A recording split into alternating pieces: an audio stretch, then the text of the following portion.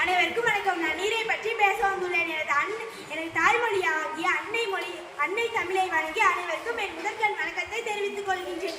என் பெயர் மா ரக்ஷிதா. நீர் ஐம்பூதங்களில் ஒருவர். நீர் ஓரறிவு உயிரினத்திற்கு தேவை. நீர் ஆறறிவு மாநிலத்திற்கு தேவை. நீரின்றி அமையாது உலகு. நான் இப்போது நீரை பற்றி பேச வந்துள்ளேன். அதாவது இந்த பூமியின் ஆதாரமே நீர்தான். நீர் இல்லை என்றால் எந்த ஒரு ஜீவனாலும் வாழ முடியாது என்கிறார் வள்ளுவர். அதாவது நம் முன்னோர்கள் நீரை தெய்வமாக போற்றி வந்துள்ளனர். பூமியில் 71% நீராலும் 29% நிலத்தாலும் உருவாக்கியுள்ளது. பூமியில் உள்ள நீரில் 97.5% உப்பு நீராக உள்ளது. அதில் 2.5% மட்டுமே குடிப்பதற்கு உகுந்த நீராக உள்ளது. நீரானது மனிதர்கள் மட்டுமல்லாமல் அனைத்து உயிரினங்களுக்கும் இன்றி அமையாததாக விளங்குகிறது. குடிப்பதற்கு, சமைப்பதற்கு, உடலை தூய்மைப்படுத்துவதற்கு போன்ற அன்றாட தேவைகளை மட்டும் அல்லாமல் மின்சக்தி உற்பத்தி, விவசாயம் செய்தல் போன்றவற்றிற்கும் பயன்பட்டு வருகிறது.